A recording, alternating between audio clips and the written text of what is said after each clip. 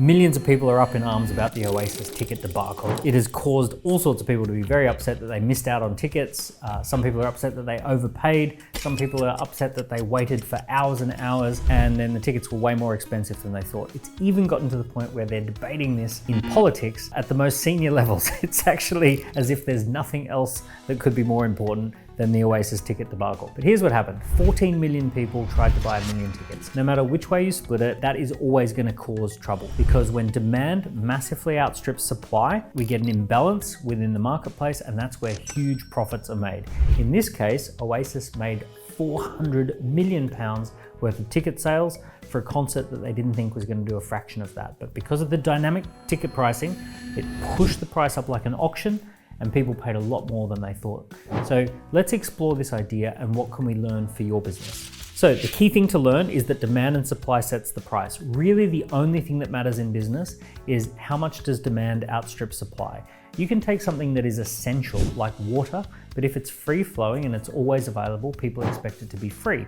You can take something that's pointless or frivolous, like Oasis tickets, but if people want them and there's not enough of them, then $400 million worth of tickets get sold. So demand and supply set the price. In this case, the demand and supply ratio was 1 to 14. There were 14 people who wanted to buy every one ticket. That is a massive oversubscription of demand versus supply. Now, here's the thing to learn for your business. Your job as an entrepreneur is not to make sure that your product and service flows like water. Your job is to make sure that your product is demanded like Oasis tickets. Your job is to make sure that there are more people who want to buy this than you have available. So how do we do this? We start by something called the official capacity. The official capacity is where you protect a certain amount of capacity in your business so that people are absolutely delighted. If you ran a restaurant, you would not want people walking out of that restaurant saying that it was a horrible experience. You want them leaving feeling delighted. So there is a certain number of tables and chairs that you can put out in order for people to feel delighted. If you're a business coach, you probably need some time to do notes, do research, follow up with people, send people little text messages, send them a book, send them a gift. There's all sorts of little things that go into making a delighted customer. So you want to make sure that you only take on the right number of customers so that you can always leave people delighted. And the number of customers that you can do that for is called your official capacity. So in the case of Oasis, their official capacity was 1 million, and that was set by the size of the venues and the stadiums and all of that sort of stuff. They had 1 million tickets to sell. Then when we have official capacity, now for a business coaching business, it might be a dozen clients or 24 clients. For a restaurant, it might be a few hundred regulars or something like that. Once we have official capacity, we want to get signaled interest. Signaled interest is where we gauge the market and we find out how many people are signaling that they want that official capacity. Now, rather than just simply making something available, rather than just selling it,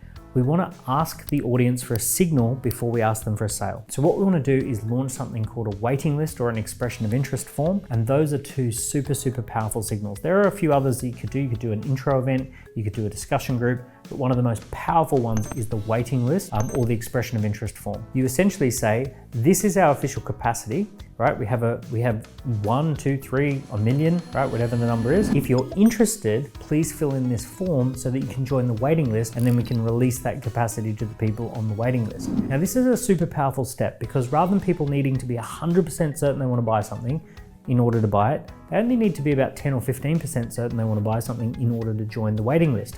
So what typically happens is, let's say you've got a business coaching business that can take on 24 clients and they can get 200 or 300 people joining the waiting list. So it's like 10 to 1 signaled interest versus capacity. We know that that business is now oversubscribed. We know there's going to be less price sensitivity. We can pick and choose the perfect customers that we want to talk to, right? We're now in a really strong position. If we've got official capacity of 24 customers and we only have 12 people on the waiting list, we know that there's a lot of work to be done in order to raise the signaled interest before we release the capacity. So the key is we do not want to release capacity until we have sufficient oversubscribed signaled interest. We're building signaled interest before we make these capacity available. I know that's like very conceptual. A lot of people worry about, how do I apply that to my business? Get the concept first and then think through, how would you apply this to your business? Now, bear in mind, most businesses don't do this. 99% of businesses don't do anything like this, but 99% of businesses aren't wildly profitable.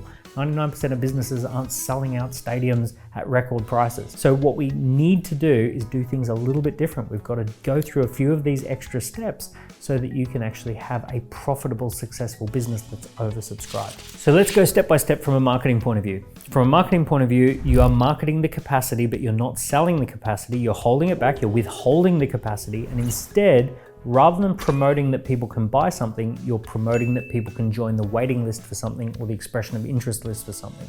Now, you promote that as if it's the product. You go all out and promote this as though you're launching something big, and the call to action is join the waiting list. So you might run some ads for this. You might promote it on social media. You might email your database. You might send some direct messages, and the direct messages and the emails and the communication, it's not saying buy this, it's saying join the waiting list for this. And remember, the key is to get at least 5 to 10 times signaled interest to capacity ratio. So if I've got one thing I want to sell, I want 5 people who are on the waiting list for it. If I've got 10 things, I want 50 people on the waiting list.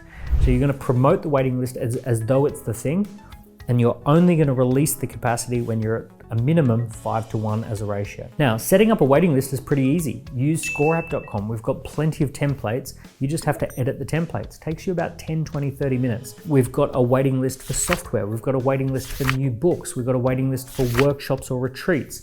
We've got a waiting list for business coaching or B2B services. So those waiting list templates are there. You just edit the template and then you just make it go live. That becomes the first point of signal where people are filling in that form, answering a few questions as an initial step before they buy the tickets. Now, when you're customizing that waiting list, what we want to do is make sure you're asking the questions that you need answered in order for you to segment your list. What does that mean? It means that if you've got 100 people on the list, you want to know who are the people who really would get value from what you do and would pay the premium price, right? Who's going to pay and who's going to get the best value? If you can identify those two things, these are the people who get the best value, these are the people who've got the biggest budgets, those are the people who you want to be the ones who get the capacity. Now, you can only do that if you're asking questions, if you're capturing the data, and if you're segmenting your list. So one of the reasons that we use a waiting list is not just to build up pent-up demand and to create a demand and supply tension, but it's also to segment the list so that the right people end up